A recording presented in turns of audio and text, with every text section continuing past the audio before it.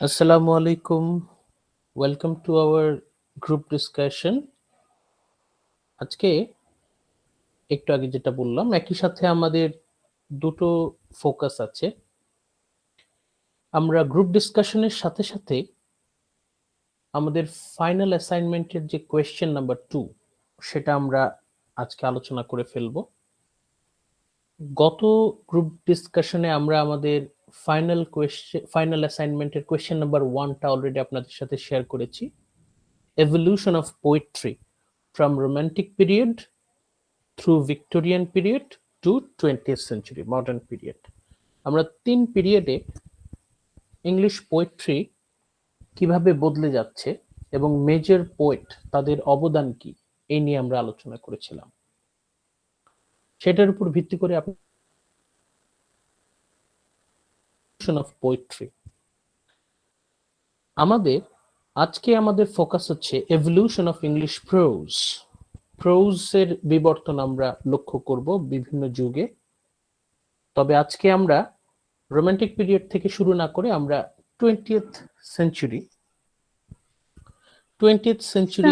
থেকে হ্যাঁ বলেন sir if you don't mind একটা রিকোয়েস্ট করব স্যার, ফাইনালের কোশ্চেনটা কোথায় আছে খুঁজে পাচ্ছি না, একটু যদি দেখিয়ে দিতেন ওই স্লাইডটা কোনটা প্লিজ স্যার। না, ওটা এখনো আমরা মুখে মুখে আমরা কোয়েশ্চেন এখন আপনাদেরকে দেইনি, আপনাদেরকে জাস্ট আইডিয়া দিচ্ছি যে কোয়েশ্চেন এমন হতে পারে। ফাইনাল কোয়েশ্চেন তো আপনারা পাবেন হচ্ছে ওই ফেব্রুয়ারির 1 তারিখে। স্যার তার মানে কি ফাইনালে আমাদের রোমান্টিক পোয়েট্রি, ভিক্টোরিয়ান পোয়েট্রি ওগুলো থেকেও থাকবে? হ্যাঁ হ্যাঁ হ্যাঁ, রোমান্টিক, তবে ফোকাস থাকবে হচ্ছে আমাদের থাকবে হচ্ছে ওই এই এটাতে, তবে ওটাও আনতে হবে। Okay sir, okay sir, thank you. আপনারা ফোকাস করবেন হচ্ছে মানে গত লেকচারে আমরা যেটা আলোচনা করলাম যে ওই মূল মানে মেজর পোয়েটস তাদের কন্ট্রিবিউশন গুলো আমরা যেন ভুলে না যাই। আমাদের বেশিরভাগ আলোচনা তো থাকবে মডার্ন পোয়েট্রির উপরে, যেটা গত ক্লাসে আমরা বলেছি 20th সেঞ্চুরি পোয়েট্রি, সেইটার উপর আপনাদের মেজর আলোচনা, তবে তার পেছনে আপনাদের ব্যাকগ্রাউন্ড কিছু আলোচনা আনতে হবে। Okay sir. আচ্ছা, আজকে আমরা আমাদের আলোচনা শুরু করতে চাচ্ছি হচ্ছে 20th সেঞ্চুরি ফিকশন থেকে আমরা আমাদের আলোচনাটা শুরু করব। যে আমাদের মূল আলোচনা কিন্তু এই 20th সেঞ্চুরি ফিকশনের উপরই কিন্তু আমাদের মূল আলোচনাটা। এই যে আমরা এখানে 5 জনকে দেখতে পাচ্ছি, Joseph Conrad, James Joyce, DH Lawrence, Virginia Woolf, EM Fosters, এই যে এদের যে অবদান, এটা কিন্তু আমাদের মূল আলোচনা। এটাকে কেন্দ্র করে আমরা একটু পেছনে যাব, আবার একটু সামনে যাব। পেছনে কোথায় যাব? পেছনে যাব হচ্ছে রোমান্টিক পিরিয়ডের ফিকশন কেমন ছিল সেটার একটা আইডিয়া আমরা রাখবো, সেটা কিভাবে ভিক্টোরিয়ান পিরিয়ডে এসে চেঞ্জ হয়ে গেল সেটার আইডিয়াটা রাখবো, যেটা অলরেডি আমরা মিড টার্মে করেছি। আপনাদের খুব বেশি সমস্যা হওয়ার কথা না, already you have your background knowledge. তারপর আমরা ডিটেইলে আসবো হচ্ছে 20th সেঞ্চুরি ফিকশনে, এটাতে হচ্ছে আমাদের মূল ফোকাস, সেন্ট্রাল ফোকাস। এবং কনক্লুশনে আমরা পোস্ট মডার্ন নভেলিস্ট যাদেরকে আমরা ডিসকাস করেছি তাদের সম্পর্কে একটু আলোচনা করব। তাহলে আমাদের ফিকশনের এভলিউশনটা কিন্তু আমরা পেয়ে যাব, কিভাবে ফিকশন বদলে যাচ্ছে। রোমান্টিক পিরিয়ডে ফিকশন কেমন ছিল সংক্ষেপে আমরা বলবো, ভিক্টোরিয়ান পিরিয়ডে কেমন ছিল সংক্ষেপে বলে ডিটেইলে আসবো হচ্ছে 20th সেঞ্চুরি ফিকশন, এই সময়ের ফিকশনটা কেমন, বিশেষ করে এই কনরাড, জয়েস, উলফ, লরেন্স এদের হাত ধরে ফিকশনটার কেমন রূপ আমরা দেখতে পাচ্ছি। এবং আমাদের কনক্লুশনে আসবে হচ্ছে যারা পোস্ট মডার্ন নভেলিস্ট, যারা পোস্ট মডার্ন রাইটার, তারা লেখাটাকে কোন জায়গায় নিয়ে গেলেন তার একটা রূপ আমরা পাব। তাহলে আমরা 20th সেঞ্চুরি ফিকশনে আমরা আশা করি আপনাদের মনে আছে, আমি তোর ভালোই বাসি না। আচ্ছা, এখানে 20th সেঞ্চুরি ফিকশন ভালোই বাসি না। তিনটা বৈশিষ্ট্য আমরা আলোচনা আমি দাদাকে ভালোবাসি।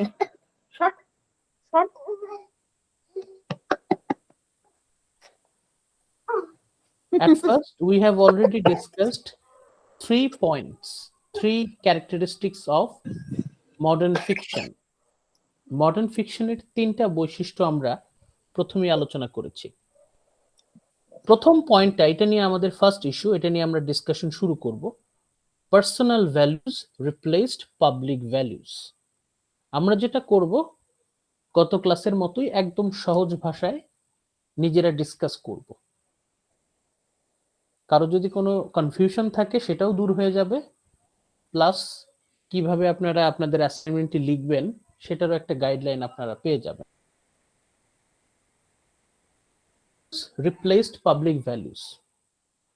Modern fiction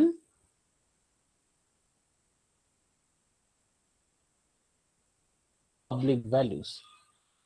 এটা নিয়ে আপনারা যদি কেউ কথা বলতে চান, যদি কেউ আলোচনা করতে চান, আলোচনা করতে পারেন। মডার্ন ফিকশনের প্রথম point, public values are replaced by personal values.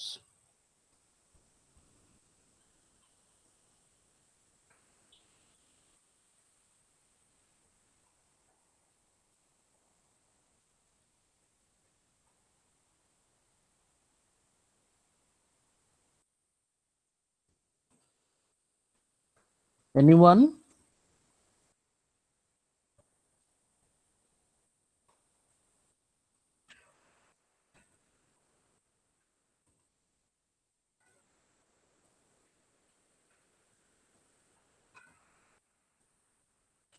Public values এই বিষয়টা কি এটা জানতে হলে আমাদেরকে একটু পিছনে যেতে হবে। সেটা হচ্ছে ভিক্টোরিয়ান ফিকশন, ভিক্টোরিয়ান নভেলস,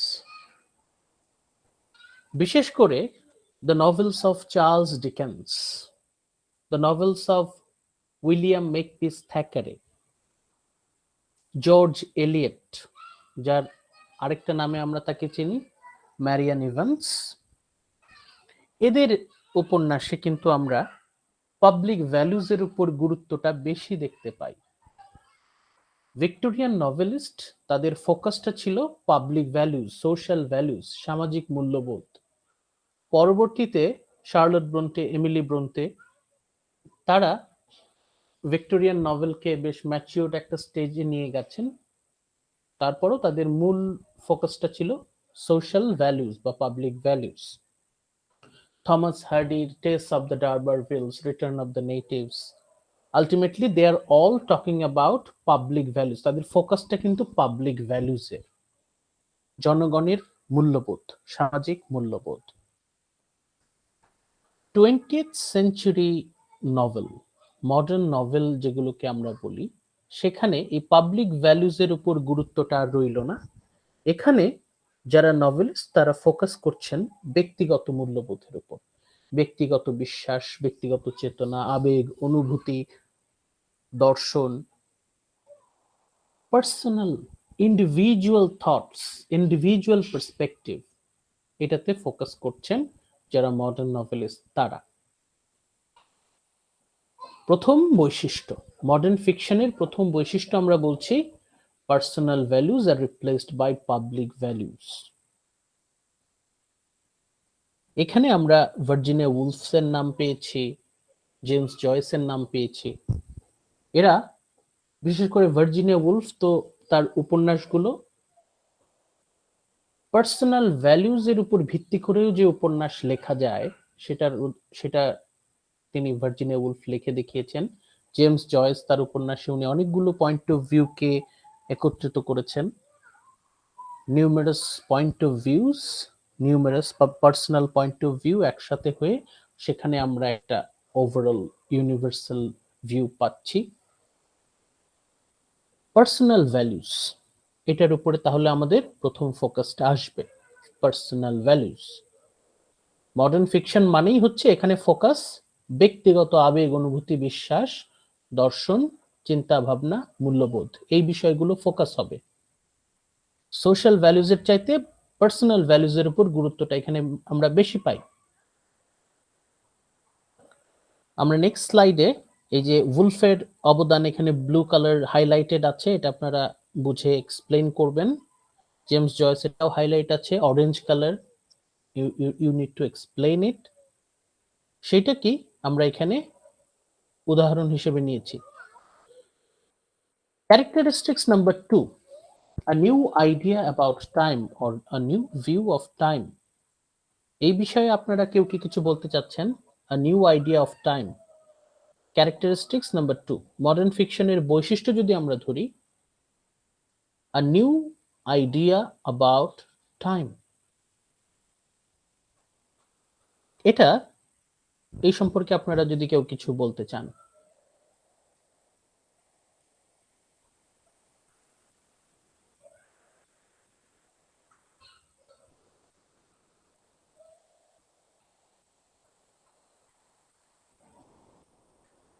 আমরা শুরুতেই জোসেফ কনরাডের কথা বলেছি।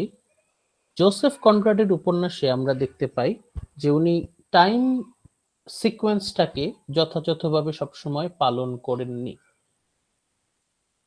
অতীত, বর্তমান, ভবিষ্যতের যে সিকোয়েন্স, এটা সবসময় উনি মেনটেন করেননি। এটা ইন্টেনশনাল। ওনার মেসেজটাকে ধরতে চাইলে, ওনার কাহিনীটাকে বুঝতে চাইলে এই টাইম জাম্প এটাকে বুঝতে হবে। আমরা সময়টাকে যেভাবে উপলব্ধি করি, সময় বলতে আমরা যেটা বুঝি, সময় বলতেই আমাদের চোখের সামনে ঘড়ির কাঁটা ভেসে ওঠে, সময় যাচ্ছে। আমাদের কাছে অতীত, বর্তমান, ভবিষ্যৎ মনে হয় একটা সরল রেখায় আগাচ্ছে। অতীতের ঘটনা, বর্তমানের ঘটনা, ভবিষ্যতের ঘটনা, সিকোয়েন্স বাই সিকোয়েন্স একটা ঘটনা ঘটছে। আমরা সময় সম্পর্কে এরকম একটা ধারণা আছে আমাদেরকে। এখন সময় আসলে ঘড়ির কাঁটা না। Watch is not time. সময় এটা সম্পূর্ণ আমাদের চেতনার উপর নির্ভর করে। আমাদের চেতনা কোথায়? এখন আপনি কি বর্তমানে আছেন, নাকি ভবিষ্যতে আছেন, নাকি অতীতে আছেন? এটা আপনাকে নিজেকে জিজ্ঞেস করতে হবে, আমি এখন কোথায় আছি। If you ask yourself, where are you? When are you? Are you thinking about your past? আপনি যদি আপনার অতীত নিয়ে ভাবতে থাকেন, তাহলে আপনি আছেন হচ্ছে অতীতে। আপনার শরীরটা বর্তমানে থাকলেও আপনার মন পড়ে আছে অতীতে। আপনি যদি ভবিষ্যৎ নিয়ে ভাবতে থাকেন, ভবিষ্যতের ভাবনা, আমি এখানে ওই লজিক্যাল প্ল্যানিং এর কথা বলছি না, আমি বলছি হচ্ছে if you are just daydreaming about your future, তাহলে আপনার মন পড়ে আছে ভবিষ্যতে। আমাদের কনসিয়াসনেস ক্রমাগত অতীত, বর্তমান, ভবিষ্যতে জাম্প করছে। আমাদের বিভিন্ন টাইম লাইনে, তাহলে সেটা তো আমাদের সাহিত্যেও প্রতিফলিত করা প্রয়োজন। এই জন্য যারা আধুনিক সাহিত্যিক, তারা এই বিষয়টাকে ফোকাস করার প্রয়োজনীয়তা বোধ করলেন, যে আমরা সময় বলতে এর আগে আমরা সিকোয়েন্স অফ টাইম বুঝাতাম, অতীতে এটা ঘটেছিল, তারপরে এটা, তারপরে এটা, এইভাবেই তো আমরা উপন্যাসের সময়কে পেয়েছি। কিন্তু মডার্ন ফিকশন 20th সেঞ্চুরি ভাবে উপস্থাপন করা হচ্ছে। আমাদের চেতনা, স্ট্রিম অফ কনসিয়াসনেস, আমাদের ফ্লো, আমাদের ফোকাসটা কোথায়, আমাদের চেতনাটা এখন কোথায়? আমাদের চেতনা অতীত, বর্তমান, ভবিষ্যতে ক্রমাগত টাইম ট্রাভেল করতে থাকে। আমাদের অতীতের উপর ভিত্তি করেই বর্তমান প্রতিষ্ঠিত, এবং বর্তমানের উপর ভিত্তি করেই ভবিষ্যৎ নির্মিত, একটা আরেকটার সাথে কানেক্টেড। কখনো কখনো আমরা বর্তমানে বসে অতীতকে পুনর্নির্মাণ করি। তার মানে এই না মিথ্যা বলা। অতীতটাকে আমরা অনেক সময় হয় না যে আপনি অতীতের কোনো একটা ঘটনা গুছিয়ে বলতে থাকেন, কিন্তু আমরা যখন গুছিয়ে কোনো একটা ঘটনা বলতে থাকি, তখন বেশিরভাগ সময়ই আমরা হয় বেশি বলে ফেলি অথবা কম বলে ফেলি। কারণ আমাদের উদ্দেশ্য থাকে গোছানো। গোছাইতে গিয়ে আমরা অনেক সময় অনেক কিছু চেঞ্জ করে ফেলি। আনইনটেনশনালি, সাবকনসিয়াসলি আমরা পাস্টকে রিইনভেন্ট করি, এবং সেই অনুযায়ী বর্তমানকে আবার রিএভালুয়েট করি, ভবিষ্যৎ পরিবর্তন হয়ে যায়। তাহলে আমাদের চিন্তা ভাবনার পদ্ধতির উপর ভিত্তি করে কিন্তু টাইম সবসময় চেঞ্জ হচ্ছে। তাহলে আইডিয়া অ্যাবাউট টাইম, সময়টাকে কিভাবে প্রেজেন্ট হচ্ছে, এটা তাহলে একটু ডিসকাস করতে হবে। A new idea about time, সময় সম্পর্কে আমরা আলোচনা করেছি। থার্ড যে ক্যারেক্টারিস্টিক্স, তৃতীয় যে বৈশিষ্ট্য আমরা আলোচনা করেছিলাম, a new idea about consciousness, আমাদের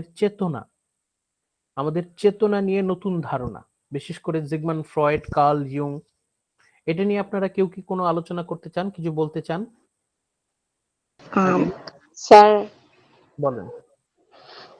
স্যার মানে according to this that human আর স্যার মানুষের যে কনসিয়াসনেস থাকে সেসময় জি। মানুষের past always actually present in our conscious. I mean we have our subconscious mind where actually যেখানে আমাদের মেমোরি এবং ফিলিংস এবং অনেক উইশেস অ্যাঙ্গার থাকে এবং ওই আমাদের সাবকনসিয়াস যে মাইন্ডটা সেটাই হচ্ছে আমাদের এই যে রাইট নাও যে কনসিয়াস যেটা থাকে সেটা আসলে শেপ করে ওইটার ফলেই আমাদের এখনকার যে বর্তমানের যে কথাগুলো সেগুলো আসলে ওটাই সাবকনসিয়াস মাইন্ড দ্বারাই আমাদের বর্তমানে সবকিছু শেপড আমাদের মেমোরি দ্বারা এবং আমাদের পাস্ট সবকিছু দ্বারাই এগুলো আসলে আমাদের our present is the sum of our past I mean আমাদের পাস্ট হচ্ছে আমাদের প্রেজেন্টকে তৈরি করে দেয়। মাঝে মাঝে অনেক সময় অ্যাক্সিডেন্ট হয়, অ্যাক্সিডেন্ট করে মানুষ, অ্যাক্সিডেন্ট করে তার স্মৃতিশক্তি হারিয়ে ফেলে। আপনার খুবই কাছের মানুষ, কোনো কারণে তার যদি স্মৃতিশক্তি নষ্ট হয়ে যায়, তখন সেই মানুষটা কিন্তু আর আগের মানুষটা থাকে না। একই সাথে সে আগের মানুষ, একই সাথে সে নতুন মানুষ, সে আপনাকে চিনতে পারছে না।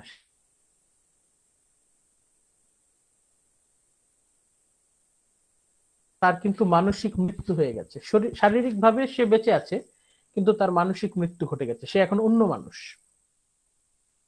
অতীতকে বাদ দিয়ে বর্তমানকে কল্পনাও করা যায় না, যেটা লিয়ান বললেন যে present is the summation of past, অতীত ছাড়া বর্তমানের অস্তিত্ব নেই।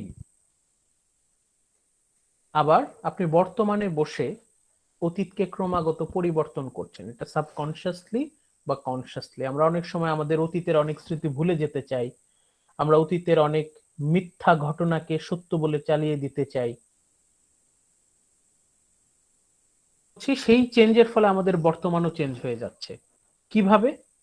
কারণ আমি যখন আমার কোনো সোশ্যাল সার্কেলে বন্ধুদের কাছে যখন আমি অতীত নিয়ে মিথ্যা কথা বলবো তখন কিন্তু আমার প্রতি তাদের একটা ফলস ইমপ্রেশন তৈরি হবে। আমি তাহলে বর্তমানকে চেঞ্জ করে ফেলছি, অতীতকে চেঞ্জ করে ফেলছি, বর্তমানকেও চেঞ্জ করে ফেলছি, এবং ভবিষ্যতের যে এক্সপেকটেশন সেটাও কিন্তু বদলে যাচ্ছে। এর আগে কনভেনশনাল নভেলে টাইমটাকে ধরা হতো সাইক্লিক, টাইমটাকে ধরা হতো লিনিয়ার, সরল রেখায় আগাচ্ছে। কিন্তু আমরা বর্তমানে the time line is very complex, আমরা অতীত বর্তমান ভবিষ্যতে জাম্প করতে থাকি। কনসিয়াসনেস, আমাদের যে সাবকনসিয়াসনেসের যে পরিবর্তনগুলো হয়, কনসিয়াস সাবকনসিয়াস একটা আরেকটার সাথে কানেক্টেড। আমরা অতীতকে যখন পরিবর্তন করে ফেলি, সেটা কনসিয়াসলি হোক বা সাবকনসিয়াসলি হোক, অনেক সময় আমরা নিজেরাও জানি না, আমরা নিজেরা অনেক সময় অনেক কিছু আমরা ভুলে যাই, সবকিছু তো মনে থাকে না। তখন আমার ব্রেন অনেকগুলো ফলস ইনফরমেশন সেখানে ফিল আপ করে। কিভাবে? হয়তো আপনি কোনো একটা সময় একটা উপন্যাস পড়েছিলেন, আপনি কোনো সময় একটা ছোট গল্প পড়েছিলেন, সেই গল্পের কোনো একটা ঘটনা আপনার ব্রেন সাবকনসিয়াসলি সেটা আপনার জীবনে নিয়ে নেয়।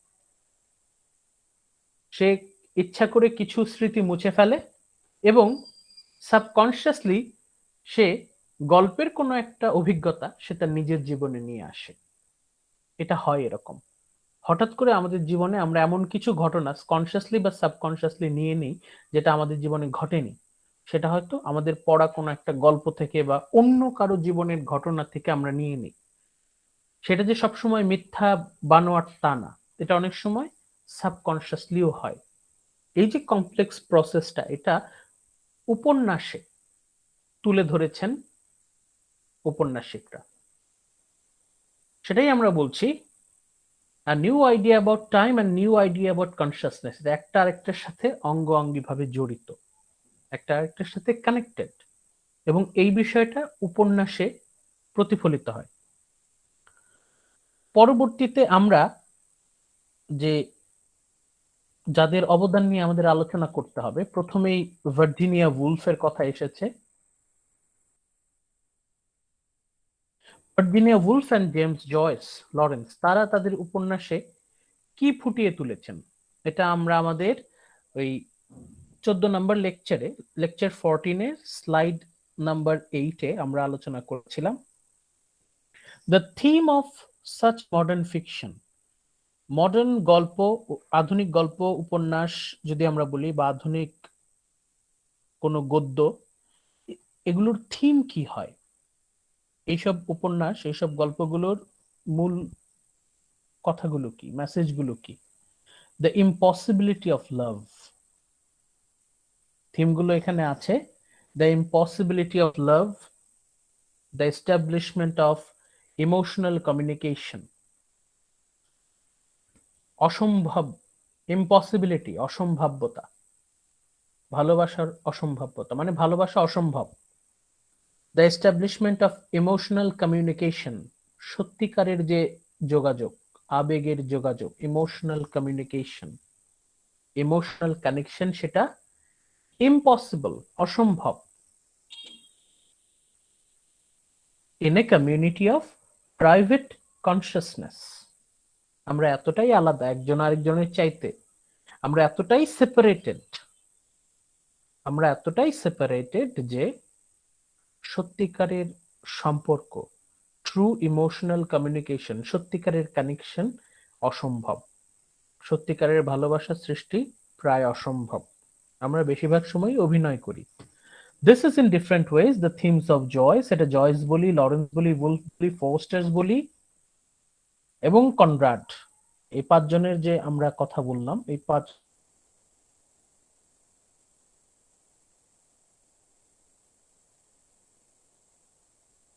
লিখেছেন।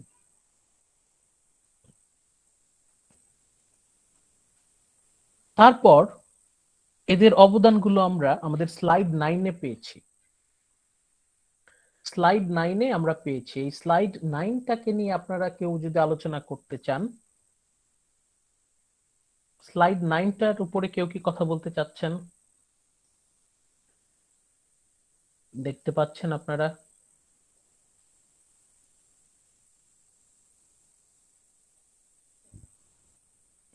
স্লাইডের প্রথম পয়েন্টটা হচ্ছে the search for communion and the inescapable isolation of Leopold Bloom of James Joyce's Ulysses is the symbolic of the human condition as seen by modern novelists. James জয়েসের উপন্যাসগুলো, এটা ইউলিসিস বলি, ফিনেগানস ওয়েক বলি, তার এই উপন্যাসের মূল উদ্দেশ্য কি ছিল? তার সব উপন্যাসের মূল উদ্দেশ্য ছিল টু পোর্ট্রে দ্য হিউম্যান, যে বর্তমান অবস্থাটা, the human condition as seen by the modern novelist.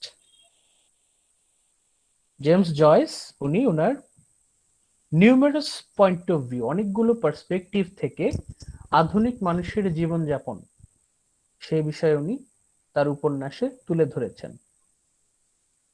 বিশেষ করে যে প্রথম লাইনটা দেখেন, দ্য সার্চ ফর কমিউনিয়ন, আমরা সবাই সম্পর্কের উষ্ণতার পেছনে ছুটছি, we are all searching for relationships, we are all searching for friendship, আমরা সবাই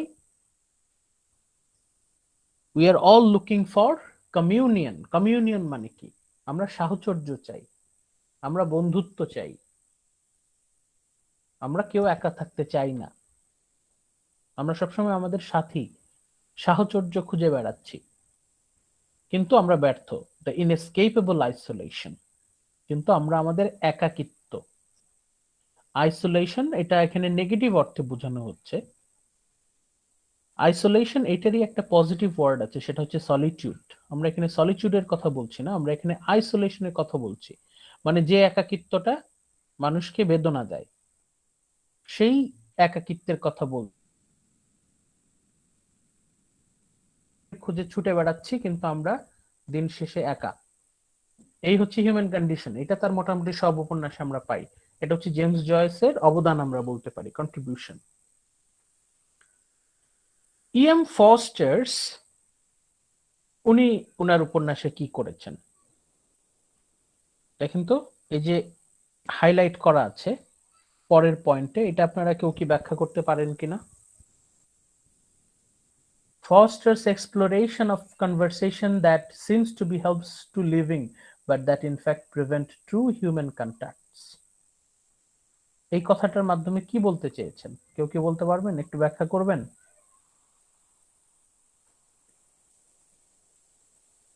এই যে ইএম ফস্টার্স সম্পর্কে আমরা বলেছিলাম ফস্টার্স এক্সপ্লোরেশন অফ কনভেনশন মানে কি বলেন তো? কনভেনশন মানে কি? কনভেনশন মানে হচ্ছে প্রথা, নিয়ম, রীতিনীতি, সামাজিক রীতিনীতি। কি বলছেন ফস্টার্স? সামাজিক প্রথা, সামাজিক রীতিনীতি seem to be helps to living, এটা হয়তো আমাদের বেঁচে থাকতে সাহায্য করে। সামাজিক প্রথা, সামাজিক রীতিনীতি আমাদের বিভিন্ন সময় সুবিধা দেয়। হেল্পস টু লিভিং, আমাদের দৈনন্দিন জীবনে, জীবন ধারণে হয়তো বিভিন্ন রকম সুযোগ সুবিধা দেয়, but it in fact prevent true human contacts. কিন্তু সামাজিক প্রথা এবং রীতিনীতি আমাদেরকে সত্যিকারের যোগাযোগ, ট্রু কমিউনিকেশনে বাধা সৃষ্টি করে। সামাজিক বিভিন্ন প্রথা, রীতিনীতি মানুষকে কাছে টানার বদলে দূরে সরিয়ে দেয়। সমাজ, আমরা বলি সমাজ, সামাজিক হওয়া, নেশা করা, আমাদের মাথার মধ্যে একটা মানে আইডিয়া ঢুকিয়ে দেওয়া হয়েছে যে যে সামাজিক সেই হচ্ছে মানুষের সাথে তার যোগাযোগ আছে। যদি মানুষের সাথে তার যোগাযোগ থাকে তাহলে সে সামাজিক এবং সে কখনো একা হবে না। এই জন্য আমরা কিন্তু জোর করে মানুষকে, আমাদের ওই যারা ছোট ভাই বোন থাকে তাদেরকে আমরা মানে সবসময় প্রেশার দেওয়ার চেষ্টা করি যে সামাজিক হও, সামাজিক হও, মেলামেশা করো, না মিশলে তো একা হয়ে যাবে, না মিশলে তো একা হয়ে যাবে। কিন্তু মানে আয়রনি হচ্ছে, উপহাসের বিষয় হচ্ছে যে আমরা যতই সামাজিকভাবে মিলিত হই না কেন, সোশ্যালি কানেক্টেড হওয়া আর পার্সোনালি কানেক্টেড হওয়া এক কথা না। আমরা ঠিকই সামাজিকভাবে মেলামেশা করছি কিন্তু আমাদের মধ্যে একটা বিশাল দূরত্ব থেকে যাচ্ছে। এটা আপনারা আপনাদের জীবন দিয়ে ফিল করতে হবে যে আপনার ফেসবুকে অনেক ফ্রেন্ড, ইভেন আপনার ভার্সিটিতে অনেক ফ্রেন্ড থাকতে পারে, কিন্তু আপনার পার্সোনাল জীবনে আপনি সত্যিকারের বন্ধু কয়জন আছে? আপনি চাইলেও সত্যিকারের বন্ধু খুঁজে পাচ্ছেন না, কারণ সোশ্যাল স্ট্রাকচারটা এমন, it is impossible to find a true partner. এই কথাটাই ফস্টার তার উপন্যাসে দেখাতে চেয়েছেন যে সমাজের উদ্দেশ্য কি? মানুষকে কাছে টেনে নিয়ে আসা, মানুষকে একত্রিত করা, কিন্তু সমাজ কাছে টানার পরিবর্তে দূরে সরিয়ে দিচ্ছে। মানে সোসাইটি তার নামের বিপরীত কাজ করছে। সোশ্যাল নর্ম, সোশ্যাল কনভেনশন মানুষের সাথে মানুষের মধ্যে দূরত্ব সৃষ্টি করছে। সত্যিকারের যে কানেকশন, কন্ট্যাক্ট, সত্যিকারের যোগাযোগ সেটা হচ্ছে না। এই কথাটা আমরা বলেছি, ফস্টাসের অবদান যখন পড়ার চেষ্টা করেছি তখন আমরা বলেছি। ভার্জিনিয়া উলফ, উনার অবদান কি? ভার্জিনিয়া উলফ উনি কি বলেছেন? Woolf's projection of the relation between the self's need to privacy and self's need for genuine communication, এগুলো আপনারা সবসময় নিজেদের জীবন দিয়ে ফিল করতে হয়, সবসময় নিজেদের দিয়ে ফিল করতে হয়। উলফ কি বলছেন এটা কি আপনারা কেউ ব্যাখ্যা করতে পারবেন? এই সেন্টেন্সের মাধ্যমে উলফের সম্পর্কে আমরা কি জানতে পারছি? Sir, everyone needs some private part or privacy in their life. At the same time, they also need to communicate with others. But if someone indulges himself into only private life, then it will lead to loneliness or isolation. He will feel loneliness. But or if someone just keep him or her busy with communication, then there is no part তখন কোনো private life বলতে থাকবে না. So there should be a balance between this, there should be maintained a balance between this personal life and the public life. Exactly, thank you very much. একদম অল্প কথায় বুঝিয়েছেন, অনেক ধন্যবাদ। এই কথাটা আমরা অনেকেই বুঝতে পারি না। আমাদের সবার লাইফেই কিন্তু যেটা যেটা লিয়ান বললেন, প্রাইভেসির দরকার আছে। প্রাইভেসি সবার লাইফেই দরকার আছে, আবার একই সাথে আমাদের মানুষের সাথে সম্পর্ক রাখাও দরকার আছে। এখন আমার যদি এত ফ্রেন্ড থাকে, আমার ফ্রেন্ড সার্কেল যদি এত বেশি হয় যে আমি আমার ব্যক্তিগত সময়ই পাচ্ছি না, ফ্রেন্ডদের সময় দিতে দিতে দিতে দিতে আমার নিজের জন্য আর সময় রইল না, সমাজের জন্য সময় দিতে দিতে, ফ্যামিলির জন্য সময় দিতে দিতে আমার আর নিজের জন্য কোনো সময়ই রইল না, তাহলেও হবে না। আপনার প্রাইভেসি এবং কমিউনিকেশন দুটার মধ্যে একটা ব্যালেন্স থাকতে হবে, এবং উলফ এই বিষয়ে আমাদেরকে সচেতন করতে চাচ্ছেন যে এই সমস্যাগুলো কিন্তু আমাদের এমন সমস্যা যেটা কিন্তু আমরা আগে ভাবি নাই কখনো, আগে আমরা কখনো কিন্তু এভাবে ভাবি নাই। বিশেষ করে সমাজে তখন দেখা গেছে যে দুই ধরনের মানুষ আমরা পাই আমাদের জীবনে, আমরা দুইটা টার্মে তাদেরকে ক্লাসিফাই করি। নাম্বার ওয়ান, এক্সট্রোভার্ট, যারা যারা খুব মানে ফ্রেন্ডলি, খুবই আউটগোয়িং, মানুষের সাথে খুব ভালো সম্পর্ক, মিশুক। আরেকটা গ্রুপকে আমরা লেভেল করি ইন্ট্রোভার্ট হিসাবে, মানে এরা সারাক্ষণ চাপা স্বভাবের, চুপ করে থাকে, কারোর সাথে মুখ ফুটে কথা বলে না। কিন্তু ব্যাপারটা হচ্ছে যে যারা আউটগোয়িং, যারা এক্সট্রোভার্ট, তারা হচ্ছে কমিউনিকেশন, রিলেশন, ইন্টারপার্সোনাল রিলেশনশিপে ওরা বেশি গুরুত্ব দেয়। আর যারা ইন্ট্রোভার্ট, তারা হচ্ছে তাদের প্রাইভেসি রিজার্ভেশনের উপর বেশি গুরুত্ব দেয়। কিন্তু আপনি যদি এক্সট্রোভার্ট হন তখনও সমস্যা আছে, আপনি যদি ইন্ট্রোভার্ট হয়ে যান তখনও সমস্যা আছে। অ্যাম্বিভার্ট, মাঝে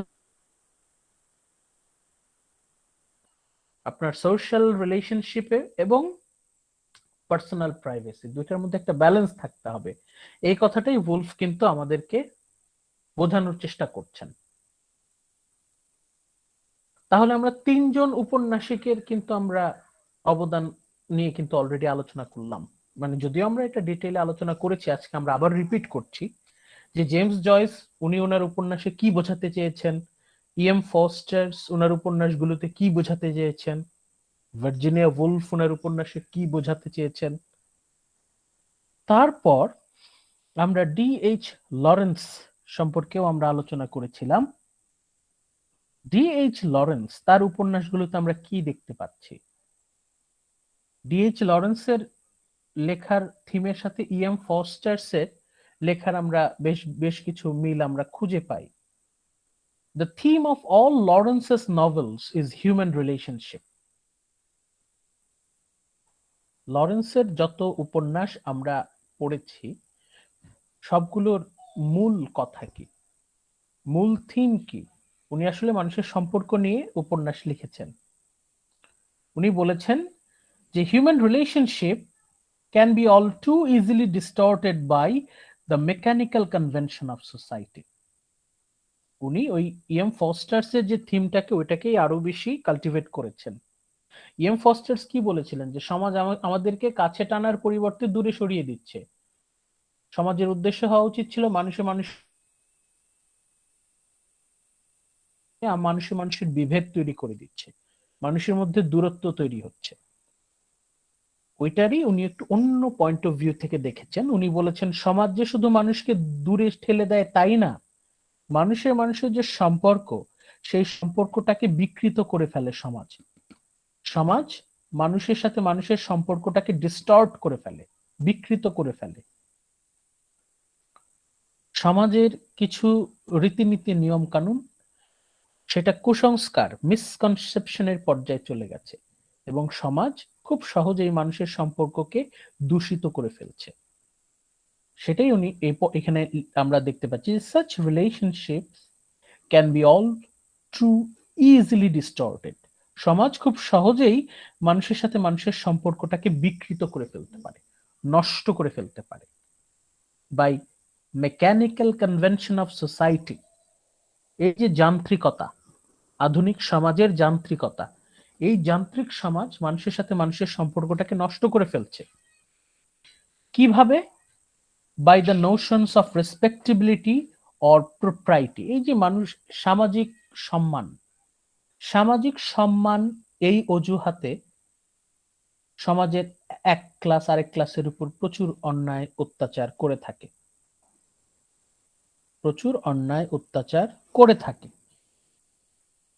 এটা হয়তো আমরা সব সময় খেয়াল করি না। আমাদের খুব সাবধানে এই বিষয়টা মানে খেয়াল করতে হবে যে দেখেন আপার ক্লাস এবং lower class, even among upper class society, সেখানে ইগো কনফ্লিক্ট, রেসপেক্টেবিলিটি আর প্রোপ্রাইটি কনফ্লিক্ট, এই বিষয়গুলো নিয়ে দেখেন অনেক জটিলতার সৃষ্টি হয়, মানুষের সম্পর্কটা নষ্ট হয়ে যায়। all the shams and frauds of middle class মূলত ক্রিটিসাইজ করেছেন মধ্যবিত্ত সমাজকে। মধ্যবিত্ত সমাজ, মিডল ক্লাস সোসাইটি, তাদের অনেক মিসকনসেপশন আছে। মধ্যবিত্ত সমাজে দেখবেন এখানে এই সমাজটার মধ্যে অনেক জটিলতা আছে। এরা না লোয়ার ক্লাস না আপার ক্লাস, এরা সবসময় তাদের প্রোপ্রাইটি রেসপেক্টেবিলিটি নিয়ে ব্যতিব্যস্ত থাকে। তাদের আর কিছু না থাকুক, আত্মসম্মান আছে, সেলফ ডিগনিটি। ইভেন মধ্যবিত্ত যে সমাজ এবং সেইটার ফলাফল হচ্ছে মধ্যবিত্ত সমাজে অনেক বিষাক্ত, দূষিত, টক্সিক কিছু কনভেনশন আছে এবং এই জন্য খুব সহজেই মানুষের সাথে মানুষের সম্পর্ক নষ্ট হয়ে যায়। বিশেষ করে তিনটা জায়গায় মানুষের সাথে মানুষের ক্ল্যাশ তৈরি হয়, তিনটা জায়গায় মানুষের সাথে মানুষের সম্পর্ক দূষিত হয়ে যায়, বিষাক্ত হয়ে যায়। নাম্বার 1, ডিমান্ডস অফ পাওয়ার, ক্ষমতার লোভ। ক্ষমতা, এটা শুধু রাজনৈতিক ক্ষমতা না, সামাজিক ক্ষমতা, পারিবারিক ক্ষমতা, কোন একটা ইনস্টিটিউশনের ক্ষমতা, যে কোনো ধরনের ক্ষমতা। ক্ষমতার কারণে মানুষের সাথে মানুষের দ্বন্দ্ব তৈরি হয়, ক্ষমতার কারণে সমাজে মানুষের সাথে মানুষের দূরত্ব তৈরি হয়। মানি, টাকা, এটা তো আপনারা সবাই জানেন যে টাকার কারণে কত সম্পর্ক নষ্ট হয়ে যায়। ইভেন আরেকটা সাকসেস, একটা খুব নির্মম সত্য বিষয় হচ্ছে সমাজে যখন কেউ সফল হয়, একজন যদি সফল হয়, এটা একটা নির্মম সত্য। সাকসেস মানেই কি?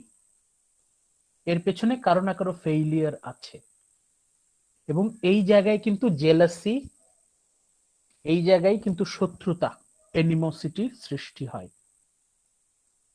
সমাজটা এমন ভাবে তৈরি হয়েছে যে একজনের জয়ী হবার জন্য বেশ কিছু মানুষের পরাজয় প্রয়োজন। একজন মানুষ কিভাবে জিতছে অন্য কারো পরাজয়ের উপর ভিত্তি করে। তাহলে এই যে জেলাসি, কনফ্লিক্ট অফ ইন্টারেস্ট, বিশেষ করে মধ্যবিত্ত সমাজে এটা কিন্তু অনেক বিষাক্ত। একদম দেখা যাবে যে নার্সারিতে পড়ে ছোট্ট একটা বাচ্চা, সে 100-তে 99.5 পাইছে, আচ্ছা আমার পরিচিত, এবং তাকে খুব বকাঝকা করা হয়েছে, সে পিচ্ছি সারা রাত কান্নাকাটি করছে, 99.5 পেয়েছিল সে। এই 99.5 পাওয়ার কারণে তার রোল নাম্বার হয়ে গেছে 16, মানে তার আগে 15 জন তারা 100-তে 100ই পাইছে, শুধু সে 99.5 পেয়েছে। এখন অতটুকু ছোট একটা বাচ্চা, সে ওই রকম ছোটবেলা থেকে শিখছে যে তাকে যেভাবেই হোক তার সাকসেস, সাফল্য বজায় রাখতে হবে। এইরকম একটা অসুস্থ বিষাক্ত একটা ভিত্তি নিয়ে যদি কেউ বড় হয়, তাহলে তার জীবনের বিভিন্ন পর্যায়ে সে কিভাবে সুখী হবে আপনারা বলতে পারেন? আমরা দুর্ভাগ্যজনকভাবে আমাদের সমাজের বেশ কিছু কুসংস্কার এমন ভাবে আমরা ধরে রেখেছি এখনো, যেটা সত্যি আমাদের জন্য অনেক অপমানজনক এবং খুব ক্ষতিকর। লরেন্স তার উপন্যাসের মাধ্যমে দেখাতে চেয়েছেন যে আমাদের সমাজের অনেক সিরিয়াস কিছু মিসকনসেপশন আছে, কিছু ইল কনভেনশন, কুপ্রথা আছে, যার কারণে মানুষের সাথে মানুষের সম্পর্ক নষ্ট হয়ে যাচ্ছে। এই বিষয়গুলো কিন্তু আমরা অলরেডি আলোচনা করেছি ইন ডিটেলস আমাদের লেকচার 14-এ, সেখানে আপনারা আবার যাবেন।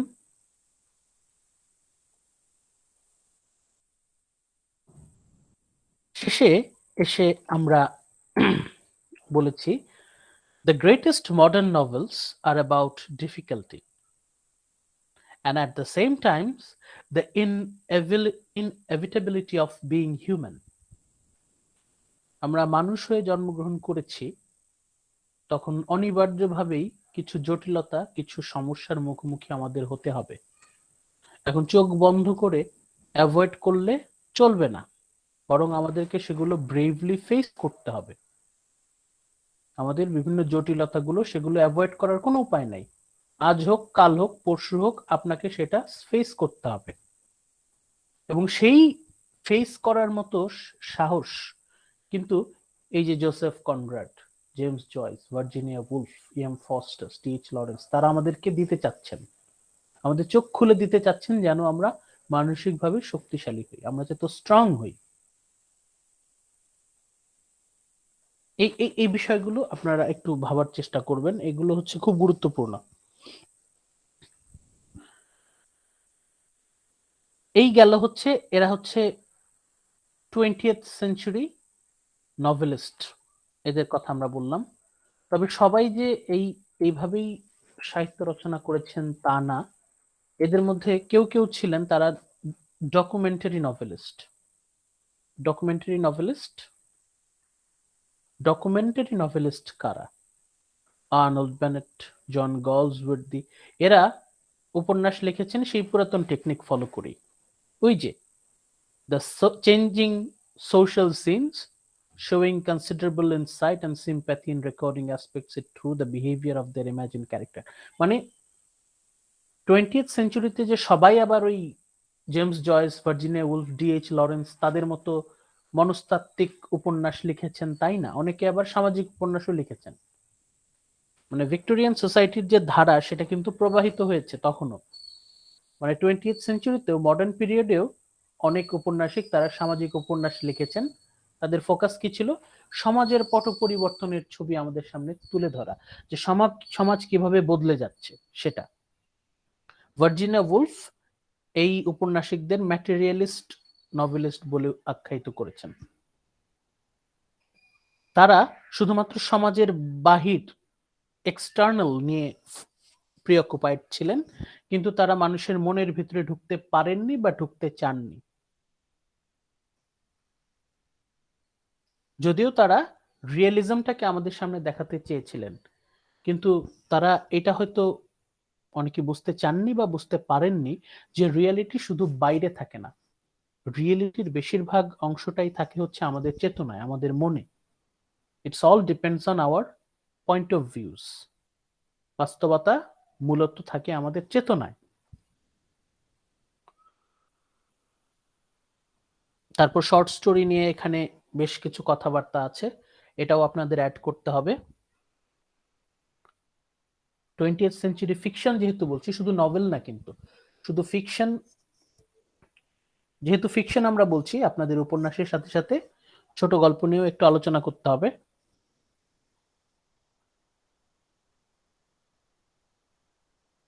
ছোট গল্প লিখতেন, কাদের দ্বারা অনুপ্রাণিত ছিলেন? তাহলে এই হচ্ছে আমাদের 20th সেঞ্চুরি ফিকশন।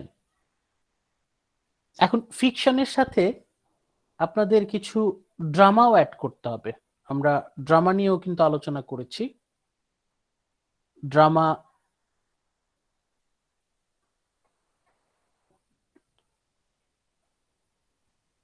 ড্রামাটা সংক্ষেপে আলোচনা করবেন, তার প্রয়োজন নাই। আপনারা জর্জ বার্নার্ড শকে ফোকাস করবেন। অস্কার ওয়াইল্ড সম্পর্কে হালকা কিছু কথা বলতে পারেন সংক্ষেপে। জর্জ বার্নার্ড শর উপর ফোকাস করবেন যখন আপনারা মডার্ন ড্রামার কথা উল্লেখ করবেন। আর সংক্ষেপে ডব্লিউবি ইয়েটস আর টি.এস. এলিয়ট তাদের কথা বলে কনক্লুশনটা দেবেন হচ্ছে আমাদের স্যামুয়েল বেকেটকে দিয়ে। 2 প্যারাগ্রাফের উপরে যাওয়ার কথা না, সংক্ষেপে জাস্ট মডার্ন ড্রামাটা সংক্ষেপে উল্লেখ করে দিবেন।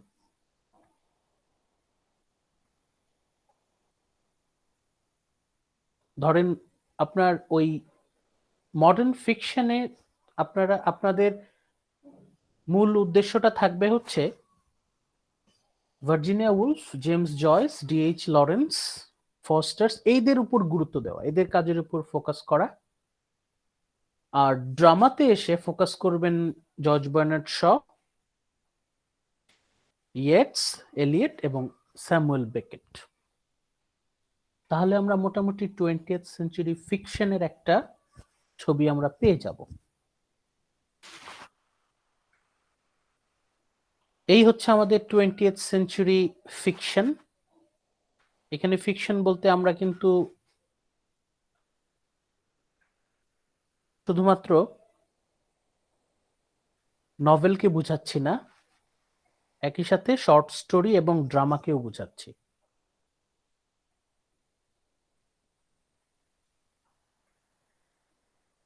কনক্লুশনে আপনারা সংক্ষেপে পোস্ট মডার্ন নভেলিস্ট নিয়ে যে আমরা আলোচনা করেছিলাম, post modern novelist,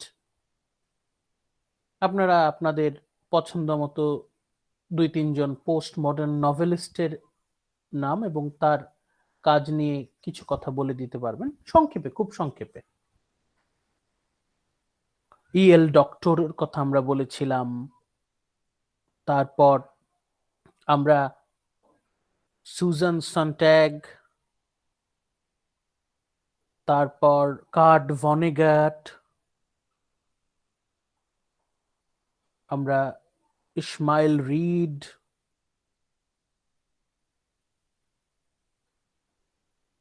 William S বারোজ, এখানে বেশ কয়েকজন আছেন। আপনি আপনার পছন্দ মতো 2-3 জন, বড়জোর 4 জন তাদের অবদান 1-2 প্যারাগ্রাফে অল্প কথায় আপনি লিখে দিলেন। এটা দিয়ে আপনি কনক্লুশন দিয়ে দিবেন। এই যে এটা, দিস ইজ আওয়ার কনক্লুশন, আমরা এটাকে কনক্লুশন হিসেবে নেব। এই যে হ্যান্ডআউটটা আপনাদেরকে দেয়া আছে, post modern novelist by Nasrullah Mamrul, এই আর্টিকেলটা থেকে আপনারা সংক্ষেপে কনক্লুশন নিয়ে আসবেন, 1টা প্যারাগ্রাফ বা 2টা প্যারাগ্রাফে, খুব সংক্ষেপে।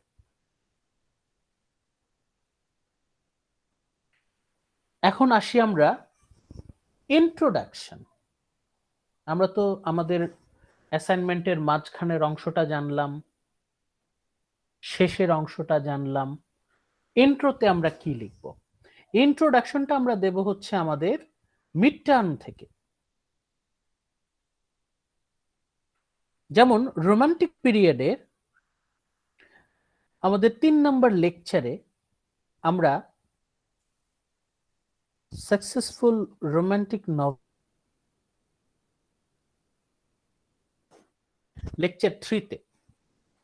লেকচার 3তে আমরা the novelist of romantic period, romantic পিরিয়ডের নভেলিস্ট কারা কারা ছিলেন, তারা কি ধরনের রচনা করেছেন সেই নিয়ে কিন্তু আমরা আলোচনা করেছি।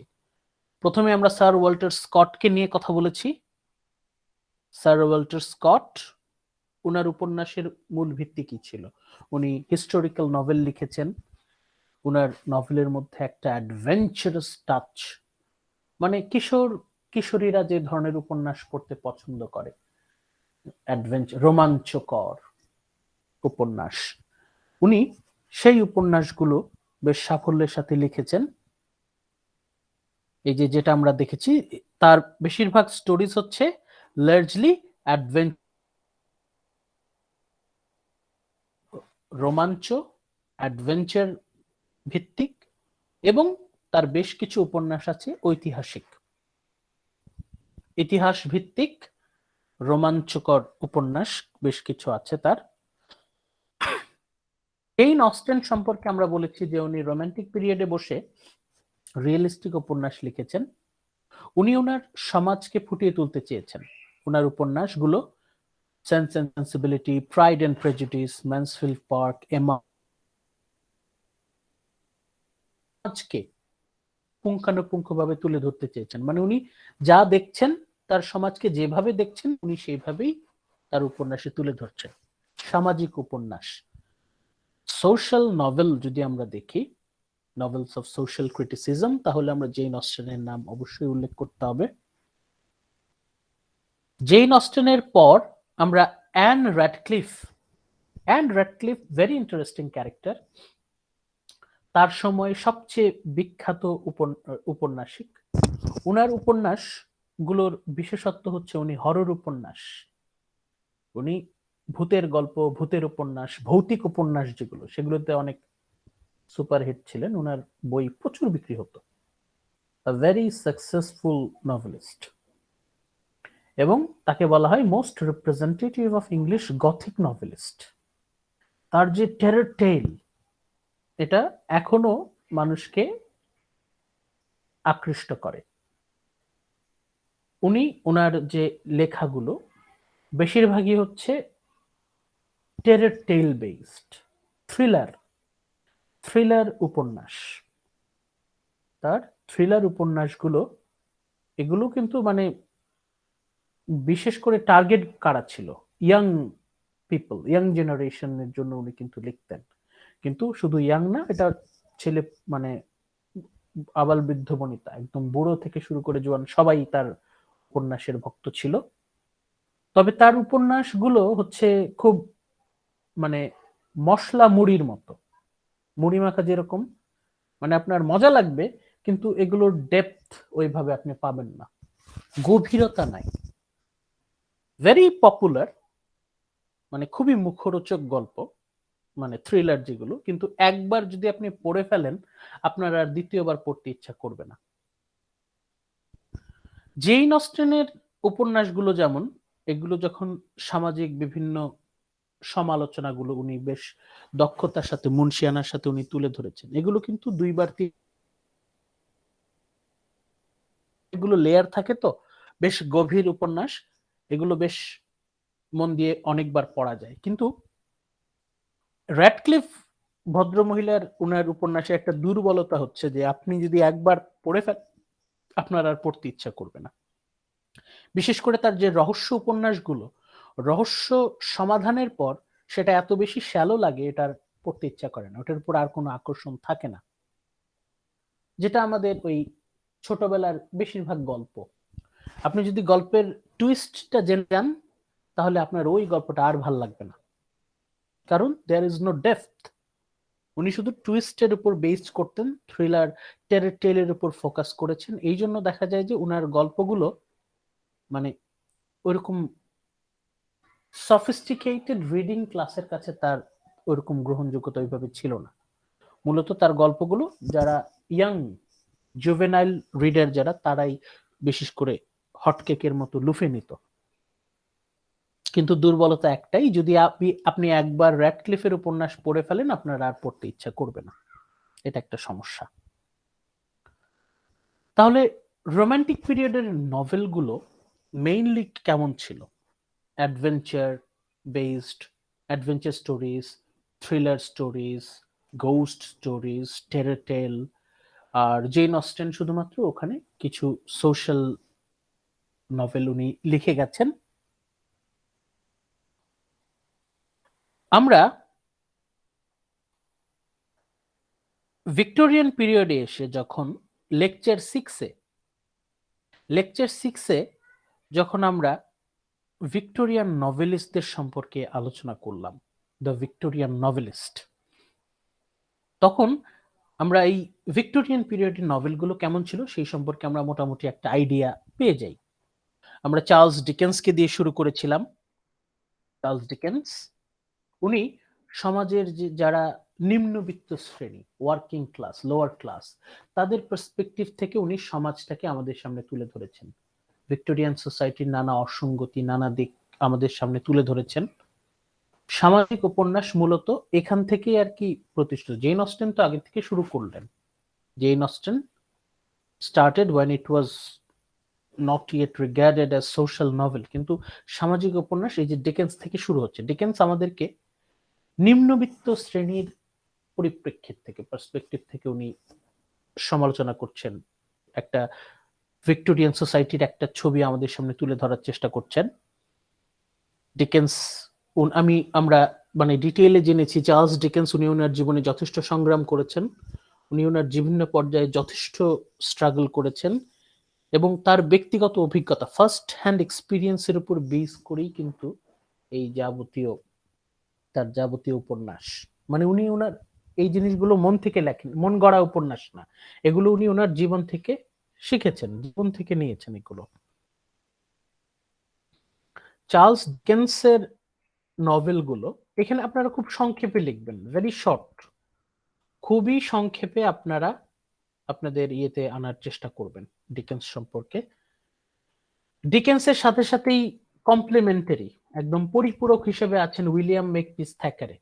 ডিকেন্স যদি লোয়ার ক্লাসের পার্সপেক্টিভ তুলে ধরেন, থ্যাকারি হচ্ছে upper class. Thackeray is representing the upper class Victorian society. Victorian সোসাইটিকে উনি উপরতলা থেকে দেখেছেন এবং all the corruptions, all the evils of aristocratic society, sophisticated class, উনি সমস্ত শ্যামস, ডিসেপশন, ভ্যানিটিজ, ভণ্ডামি, প্রতারণা, দুর্নীতি, এই বিষয়গুলো উনি কিন্তু বেশ দক্ষতার সাথে উনি ডিসক্লোজ করেছেন, রিভিল করে দিয়েছেন। তাহলে সামাজিক উপন্যাসের বিষয়টা যদি ধরি ভিক্টোরিয়ান সোসাইটিতে, ভিক্টোরিয়ান সমাজকে লোয়ার ক্লাসের পার্সপেক্টিভ থেকে দেখিয়েছেন আমাদের ডিকেন্স, আর আপার ক্লাস থেকে দেখিয়েছেন থ্যাকারে। তাহলে মূল ফোকাসটা কি? ওই সমাজটাকে তুলে ধরা। আমরা যে সমাজটাকে বলছি one of the greatest societies of all time, সেই সমাজের দুর্বলতাগুলো আমাদের চোখের সামনে তুলে ধরা। তারপর ম্যারিয়ান ইভান্স উনি নিজেকে মূলত নৈতিকতার শিক্ষক হিসেবে সবসময় প্রতিষ্ঠা করতে চেয়েছেন। নৈতিকতার অবক্ষয়, সামাজিক নৈতিকতার অবক্ষয়, মূল্যবোধের অবক্ষয় উনি ওনার উপন্যাসের মাধ্যমে দেখাতে চেয়েছেন এবং উনি ওনার উপন্যাসে he wanted to establish the moral law, নৈতিকতাকে উনি ওনার মানব সমাজের ভিত্তি হিসেবে দেখতে চেয়েছেন। তার কথা হচ্ছে সমাজের ভিত্তি হওয়া উচিত হচ্ছে নৈতিকতা, মোরাল ল। এবং উনি একজন পারফেক্ট ভিক্টোরিয়ান নভেলিস্ট বলতে যা বোঝায় আমরা তার মধ্যে সমস্ত কিছু সমাবেশ পাই, সেটা আমরা আলোচনা করেছি। Occupied by scientific spirit of the age, finding no religious creed or political system satisfactory. উনি অনেক আপ টু ডেট ছিলেন, আধুনিক ছিলেন মন মানসিকতার দিক থেকে, কোনো রাজনীতি বা ধর্মান্ধতা উনি অন্ধ ছিলেন না, উনি বিজ্ঞানের আলোয় আলোকিত, যুক্তি বিজ্ঞানের আলোয় আলোকিত। এবং উনি ওনার উপন্যাসের মাধ্যমে he tried to teach, to explain to man the method by which our practical problems may be solved. উনি সমাজের বিভিন্ন সমস্যাগুলো তুলে ধরে সেগুলোর পসিবল পটেনশিয়াল সলিউশন নিয়ে উনি কিন্তু আলোচনা করেছেন। He had strong intellectual tendency to analyze the problems of life. তার মানে ম্যারিয়ান ইভান্সও কিন্তু ডিকেন্স, থ্যাকারের মতো সমাজ, ওনার মূল উদ্দেশ্য ছিল সমাজটাকে সংস্কার করা, সামাজিক সমস্যাগুলোর সমাধান। এবং একই বিষয়গুলো আমরা দেখি Bronte sisters, Charlotte Bronte, Emily Bronte, Thomas Hardy, Anthony Trollope, তারা সবাই সাবকনশিয়াসলি অর কনশিয়াসলি এই নিয়েই কাজ করেছেন। তারা উপন্যাসকে ব্যবহার করেছেন সমাজ সংস্কারের এক হাতিয়ার হিসেবে এবং মানুষের জীবনের বিভিন্ন সমস্যাগুলোর পসিবল সলিউশন তারা দেওয়ার চেষ্টা করেছেন। আমাদের মন মানসিকতা, আমাদের কুসংস্কারগুলোকে তারা দূর করার চেষ্টা করেছেন। বাট ওভারঅল ভিক্টোরিয়ান নভেল কিন্তু সোশ্যাল নভেল। ভিক্টোরিয়ান নভেল মানে হচ্ছে বেসড অন পাবলিক ভ্যালুস। এখন আমরা ফিরে গেলাম আমাদের লেকচারের একদম শুরুতে। এই পাবলিক যারা মডার্ন নভেলিস্ট তারা কেন তারা রিজেক্ট করে দিচ্ছেন বলতে পারবেন কেউ? বলতে পারবেন? সঞ্জিদা বলতে পারবেন?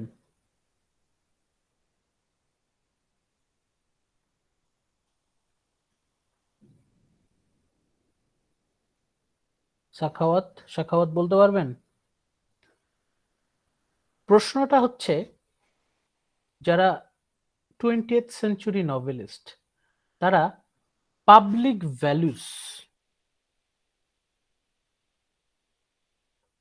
ভ্যালু নিয়ে কথা বলছেন না।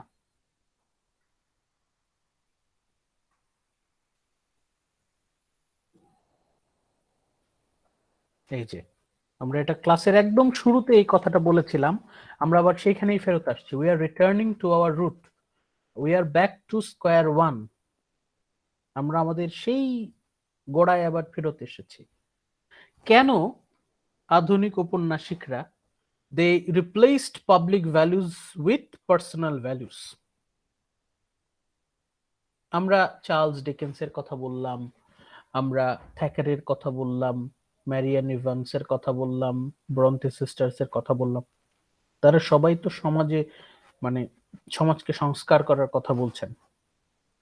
কিন্তু আমরা এই আধুনিক উপন্যাস পড়তে গিয়ে আমরা ইএম ফস্টার্স আর ডিএইচ লরেন্সের উদাহরণও যদি দেই, এই যে ফস্টার্স উনি দেখালেন যে সমাজ মানুষকে কাছে টানার পরিবর্তে দূরে সরিয়ে দিচ্ছে, যান্ত্রিক সমাজ মানুষের সাথে মানুষের সম্পর্ক নষ্ট করে দিচ্ছে। এই যে রেসপেক্টেবিলিটি, প্রোপ্রাইটি, এই আইডিয়াগুলো মানুষের সাথে মানুষের বিভেদ সৃষ্টি করছে। Conflict in power, money and success, ক্ষমতা, অর্থ এবং সাফল্য, এই তিন জায়গায় এসে মানুষের সাথে মানুষের দ্বন্দ্ব তৈরি হচ্ছে। সমাজটা গোড়া থেকে পরিবর্তন করা জরুরি। সমাজের গোড়া কি? সমাজের গোড়া কি? What is the root of society? Person. ব্যক্তিগত পর্যায় থেকে পরিবর্তন আসাটা জরুরি। এই জন্য তারা কি করছেন? তারা ফোকাস করছেন পার্সোনাল ভ্যালুসে, not on public values, personal values. এখন আপনারা কেউ বলতে পারবেন? বলেই দিলাম, এখন এটাকে কেউ গুছিয়ে বলতে পারবেন যে কেন আধুনিক ঔপন্যাসিকরা, কেন মডার্ন নভেলিস্টরা পাবলিক ভ্যালুজের উপর গুরুত্ব না দিয়ে পার্সোনাল ভ্যালুজের উপর গুরুত্ব দিচ্ছেন?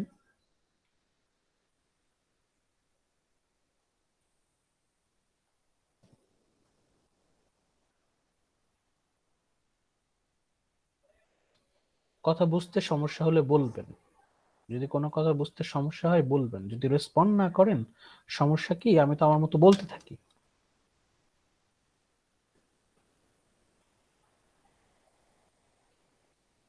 আচ্ছা, আজকে আমরা যেটা করলাম সেটা হচ্ছে আপনার ফাইনাল অ্যাসাইনমেন্ট কি লিখবেন সেটার একটা ওভারভিউ দিয়ে দিলাম। আবারও বলছি, ফাইনাল অ্যাসাইনমেন্টের কোয়েশ্চেনটা হচ্ছে এভলিউশন অফ ইংলিশ ফিকশন। ইংরেজি ফিকশন, ফিকশন বলতে গল্প, উপন্যাস, নাটক কিভাবে বদলে যাচ্ছে। প্রথমেই আপনারা ইন্ট্রোডাকশনটা দেবেন হচ্ছে আমাদের লেকচার 3 থেকে। লেকচার 3তে আমরা the novelist of romantic period নিয়ে আলোচনা করেছি। সেখানে Walter Scott, Jane Austen and Radcliffe তাদের অবদান নিয়ে আমরা আলোচনা করেছি। সেখান থেকে আপনারা ছোট্ট করে একটা ইন্ট্রোডাক্টরি প্যারাগ্রাফ তৈরি করবেন। খুব সংক্ষেপে এদের অবদানগুলো নিয়ে একটা ছোট্ট একটা ইন্ট্রোডাকশন আপনারা লিখবেন। তারপর আরেকটু ছোট করে ভিক্টোরিয়ান নভেলিস্টদের সম্পর্কে লিখবেন। রোমান্টিক নভেলিস্ট দিয়ে লেখা শেষ, এখন ভিক্টোরিয়ান নভেলিস্ট কাদের কাদের সম্পর্কে লিখবেন? সবাইকে নিয়ে লেখার দরকার নাই, আপনি ডিকেন্সকে নিয়ে লিখেন, উইলিয়াম ম্যাকপিস থ্যাকারেকে নিয়ে লিখেন, ম্যারিয়ান ইভান্সকে নিয়ে লিখেন, চলবে। এই তিনজনকে নিয়ে একটা প্যারাগ্রাফ থাকুক। তাহলে আমার ইন্ট্রোডাকশনের 2 বা 3টা প্যারাগ্রাফে আপনি আনতে পারেন।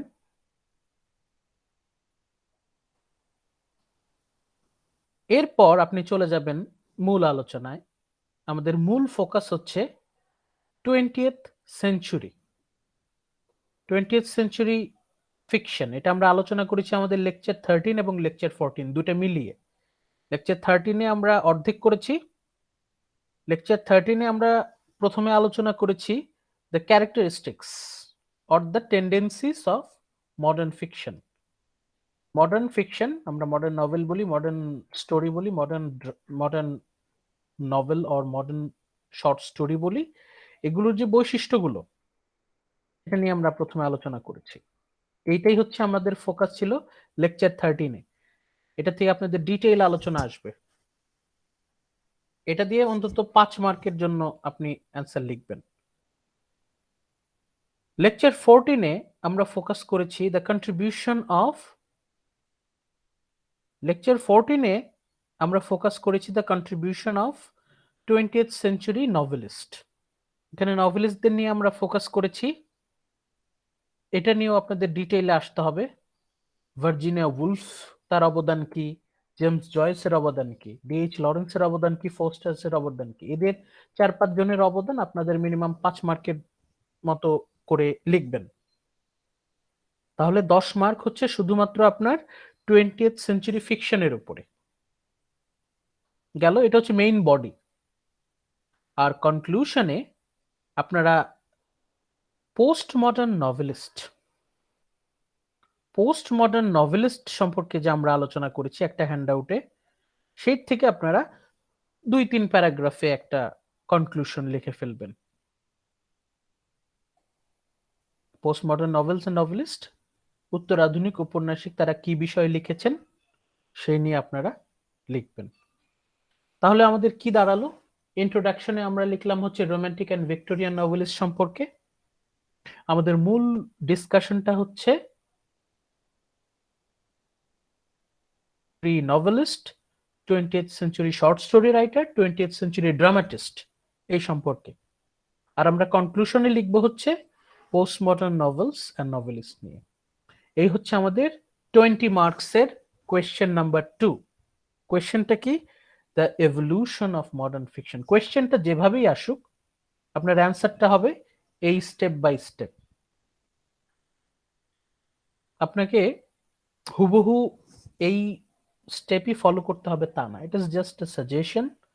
তবে এই বিষয়গুলো মিনিমাম থাকতে হবে, অ্যাটলিস্ট এই পয়েন্টগুলো আপনার অ্যাসাইনমেন্টে থাকতে হবে অ্যাটলিস্ট। আপনি আরো অ্যাড করতে পারেন, আপনি অন্যভাবে সাজাতে পারেন, অন্যভাবে আপনি সাজাতে পারেন, কোনো অসুবিধা নেই, কিন্তু এই বিষয়গুলো অন্তত থাকতে হবে। এই হচ্ছে আমাদের ফাইনাল অ্যাসাইনমেন্টের কোয়েশ্চেন নাম্বার 2। এইসব জায়গা থেকে আপনারা আপনাদের অ্যাসাইনমেন্ট কমপ্লিট করতে পারবেন। আপনাদের যদি কোনো প্রশ্ন থাকে, যদি কোনো কনফিউশন থাকে জিজ্ঞেস করতে পারেন।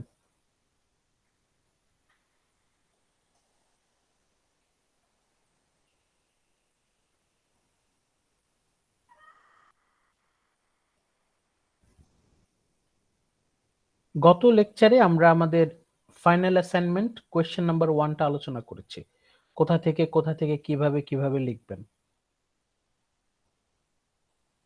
আমাদের ফাইনাল অ্যাসাইনমেন্ট কোয়েশ্চেন নাম্বার 1 এটা আমরা গত ক্লাসে লেকচার 19-এ কিন্তু আলোচনা করেছি। এভলিউশন অফ ইংলিশ পোয়েট্রি, ইংরেজি কবিতার বিবর্তন, romantic poetry, Victorian poetry, modern poetry, কিভাবে পরিবর্তন হচ্ছে কবিতা, এটা নিয়ে আমরা আলোচনা করেছি।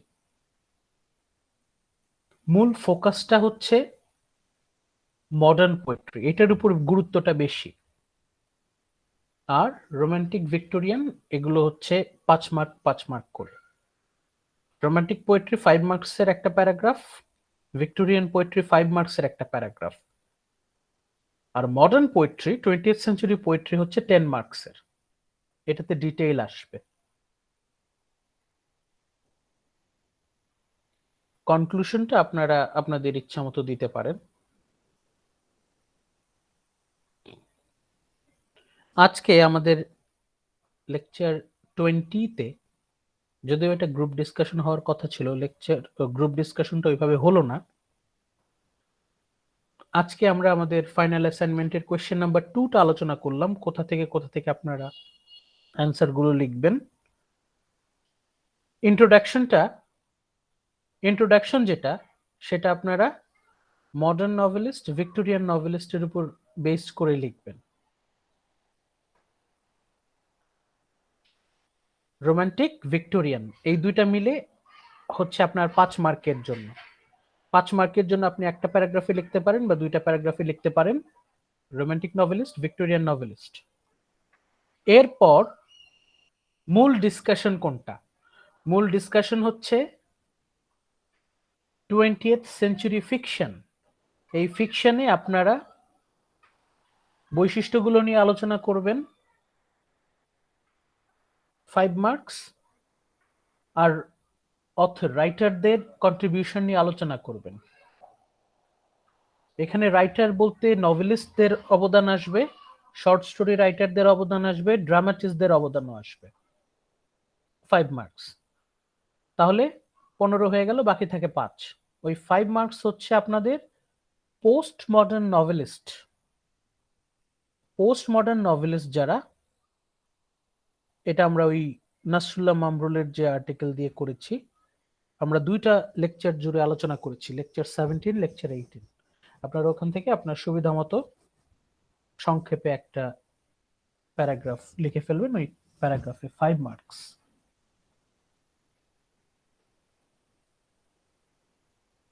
এইসব জায়গা থেকে আপনারা আপনাদের ফাইনাল অ্যাসাইনমেন্ট লিখতে পারবেন। ফাইনাল অ্যাসাইনমেন্টের কোয়েশ্চেন মূলত দুইটা, একটা হচ্ছে এভলিউশন অফ ইংলিশ পোয়েট্রি, ইংরেজি কবিতা কিভাবে পরিবর্তন হচ্ছে। কোয়েশ্চেন নাম্বার 2 হচ্ছে ইংরেজি গদ্য, ইংলিশ ফিকশন কিভাবে পরিবর্তন হচ্ছে। আমরা সেই বিবর্তনটা বের করার চেষ্টা করব। গুগল ক্লাসরুমে সব কিছু গোছানো আছে। আপনার এখন দায়িত্ব হচ্ছে এখান থেকে জিনিসপত্র নিয়ে নিজের মতো করে অ্যাসাইনমেন্ট লেখা।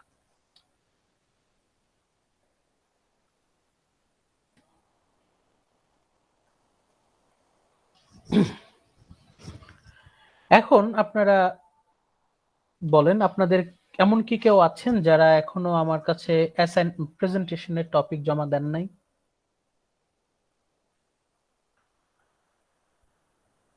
যারা জমা দেন নাই তারা আজকের মধ্যে অবশ্যই জমা দিয়ে দিবেন। স্যার আমি। হ্যাঁ, আপনি আপনার সুবিধা মতো একটা টপিক, এমন একটা টপিক চুজ করবেন যেটা হচ্ছে 10 মিনিট বলতে পারবেন আর কি। 15 মার্কসের উপযোগী একটা 10 মিনিটের কথা বলতে পারবেন এমন একটা প্রেজেন্টেশন রেডি করবেন। আজকের মধ্যে আমাকে টপিক জমা দিয়ে দিবেন। আর হচ্ছে প্রেজেন্টেশনের আগের দিন অথবা প্রেজেন্টেশনের আগে আমাকে অবশ্যই প্ল্যানটা দিবেন, মিনিট ওয়াইজ প্ল্যান। আপনি কোন মিনিটে কি বলবেন, প্রথম মিনিটে কি বলবেন, ইন্ট্রোডাকশন কতক্ষণ ধরে দেবেন, তারপর কনক্লুশন কতক্ষণ ধরে দেবেন, মানে এই মিনিট ওয়াইজ প্ল্যান আউটলাইনটা আমাকে দেবেন। পুরো স্ক্রিপ্ট জমা দিতে পারেন, ইউ আর ওয়েলকাম, দিলে তো ভালোই। আর যদি পুরো স্ক্রিপ্ট জমা নাও দেন, আপনাকে ওই আউটলাইনটা জমা দিতে হবে আমাকে। আপনি ওকে স্যার। যদি প্রেজেন্টেশনের স্ক্রিপ্ট আগের জমা দিন দেই আপনি কি কমেন্টস করে রিরাইট করে দিবেন? রিরাইট হয়তো করে দেওয়ার সময় পাবো না, কিন্তু আপনি যদি লাইভ প্রেজেন্টেশন দেন তাহলে হয়তো আমি আপনাকে ইনস্ট্যান্ট ফিডব্যাক দিতে পারবো। আপনি যদি ওই আমাদের নেক্সট ক্লাসগুলোতে, আমাদের তো ওই আগামী মঙ্গলবার আবার এই বৃহস্পতিবারের পরের বৃহস্পতিবার আপনাদের তো প্রেজেন্টেশনটা নিব ইনশাল্লাহ। সেই প্রেজেন্টেশনে যদি আপনি লাইভ অডিও বা ভিডিও বা স্লাইড প্রেজেন্টেশন দেন, যেটা আপনার সুবিধা, তখন হয়তো আমি ইনস্ট্যান্টলি আপনাকে কিছু ফিডব্যাক দিতে পারবো। কিন্তু যারা অডিও রেকর্ডিং স্যার যদি সাবমিট করবেন তাদের কিন্তু ওই আমি হয়তো সাথে সাথে দিতে পারবো না, একটু দেরি হবে হয়তো। স্যার সাবমিট করার পরে দেখা গেল স্যার আপনি বললেন কিছু ইনক্লুড করা লাগবে অথবা লাগবে না, যদি স্ক্রিপ্টটা শো করি তাহলে তো মানে আমাদেরকে যদি বললেন যে আরো কিছু অ্যাড করব বা না করব, তাইলে তো আবার পরবর্তীতে লাইভ দিতে গেলে একটু ভালো হবে, অডিও বা লাইভ। আপনার ইচ্ছা, আপনার ইচ্ছা। এটা যদি আপনি সময় পান তাহলে আপনি আমাকে দেখাতে পারেন। হ্যাঁ, রমিনা কি বললেন? পয়েন্ট করে করে, হ্যাঁ টাইমিংটা, হ্যাঁ হ্যাঁ, এটা স্ক্রিপ্টও দিবেনি। স্ক্রিপ্ট যদি দিয়ে দেন তাহলে তো আর আলাদা করে দেওয়ার দরকার নাই। স্যার আমার হ্যান্ডরাইটিং খুব বাজে হয়েছে, আমি খাতায় করছি স্ক্রিপ্ট। আচ্ছা ঠিক আছে, দেখুন, অসুবিধা নেই, অসুবিধা নেই। হ্যান্ড রিটেন হোক, অসুবিধা নেই। আপনি প্ল্যানটা জাস্ট পাঠালেই হবে। Okay sir. স্ক্রিপ্ট ম্যান্ডেটরি না, স্ক্রিপ্ট আপনার ইচ্ছা। আপনি স্ক্রিপ্ট দেখালে হতে পারে যেটা, সেটা হচ্ছে আমি এক নজর দেখে আপনাকে হয়তো কিছু সাজেশন দিতে পারি যে এখানে আরেকটু অ্যাড হোক, যেটা শাখাওয়াত বললেন, যে স্ক্রিপ্ট দেখলে আমি হয়তো বলতে পারি যে এখানে একটু অ্যাড করেন, এখানে একটু অ্যাড করেন। টাইমিংটা যদি আপনি দেন যে কোন মিনিটে কি বলবেন, প্ল্যানটা, মানে আপনি তো প্ল্যান করবেন যে আমি তো 10 মিনিট কথা বলবো, 10 মিনিট কি কথা বলবো, এটা তো একটা প্ল্যান করতে হবে। ওই প্ল্যানটা আগে আমাকে দিলে আমি হয়তো আপনাকে ইনস্ট্যান্ট বলতে পারি যে এখানে তো আপনি বেশি বলে, যেমন 5 মিনিট ধরে কেউ যদি ইন্ট্রোডাকশন দেন তাহলে তো হবে না। ইন্ট্রোডাকশন আপনি ম্যাক্সিমাম 2 মিনিটস, 2 মিনিটের বেশি ইন্ট্রোডাকশন দেওয়া উচিত না। এরকম আপনাকে প্রথমে আগে প্ল্যান করে নিতে হবে যে আপনি কত মিনিটে কি কি বলবেন।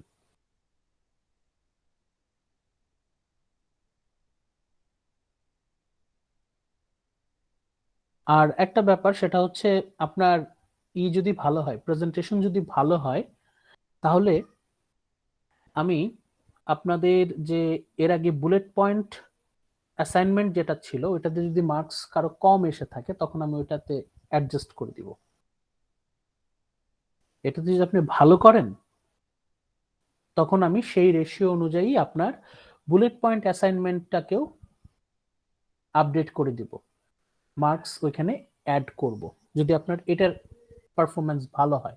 ফর এক্সাম্পল, আপনি বুলেট পয়েন্ট অ্যাসাইনমেন্টে আপনি পেয়েছেন সাপোজ B+, সাপোজ আপনি B+ পেয়ে গেছেন কোন একটা কারণে, আপনি প্রেজেন্টেশন ভালো দিলেন এবং আপনি পেয়ে গেলেন এ পেয়ে গেলেন, তাহলে আমি বুলেট পয়েন্ট B+ থেকে বাড়িয়ে আমি এ করে দিব, মানে দুইটাই আমি এ করে দিব।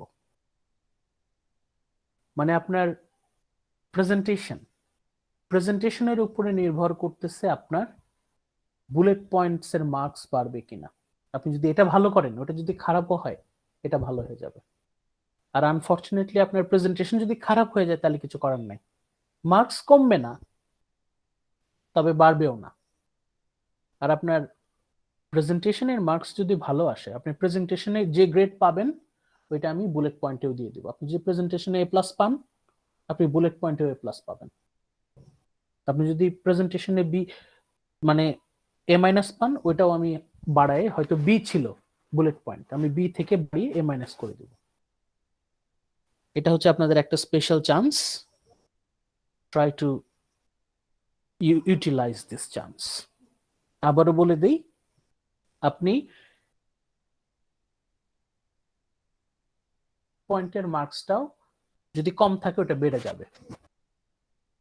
আপনি সাপোজ বুলেট পয়েন্টে আপনি B- পেয়েছেন সাপোজ কোন একটা কারণে, বা B পেয়েছেন, কিন্তু আপনার প্রেজেন্টেশন খুব ভালো হয়েছে, আপনি প্রেজেন্টেশনে A- পেয়ে গেছেন, তাহলে আমি প্রেজেন্টেশনেও A- তো আছেই, প্লাস আমি বুলেট পয়েন্টেও আপনাকে A- দিয়ে দেব।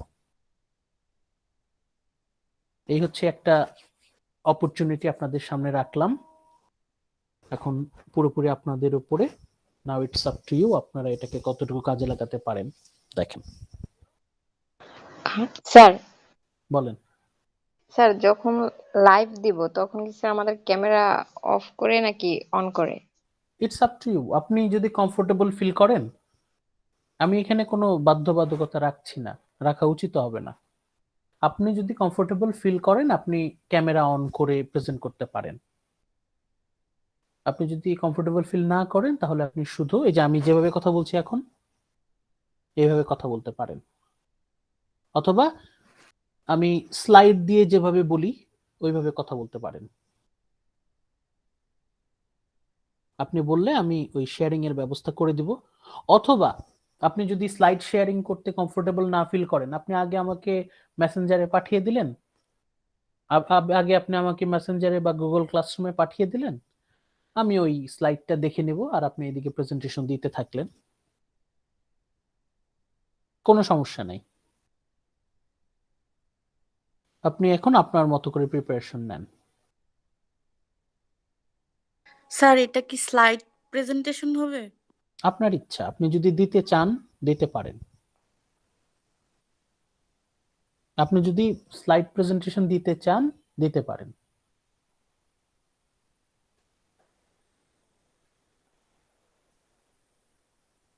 কেউ কি স্লাইড প্রেজেন্টেশন দিতে চাচ্ছেন আপনাদের মধ্যে? ইয়েস স্যার, আমি দিব। তাহলে অবশ্যই আমাকে আগেই স্লাইডটা পাঠিয়ে দিবেন। Okay sir. আপনারা সবাই চেষ্টা করবেন আগামী হয় মঙ্গলবার অথবা বৃহস্পতিবার প্রেজেন্টেশনটা দিয়ে দিতে। বৃহস্পতিবার পরে যাবেন না, কারণ তখন আমি আপনাদেরকে ওইভাবে সময় দিতে পারবো না। আগামী বৃহস্পতিবারের পরে 28 তারিখের পরে আমি ওইভাবে আপনাদেরকে টাইম দিতে পারবো না, অনেক কিছুতে বিজি হয়ে যাব। আপনারা চেষ্টা করবেন এর মধ্যে আপনার প্রেজেন্টেশনটা কমপ্লিট করে ফেলতে।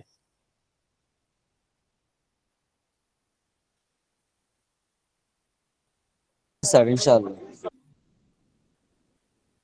তাহলে আজকে এই পর্যন্তই থাকি, এই পর্যন্তই থাকুক তাহলে। থ্যাংক ইউ সবাইকে, থ্যাংক ইউ, অনেক ধন্যবাদ কষ্ট করে থাকার জন্য। আসসালামু আলাইকুম।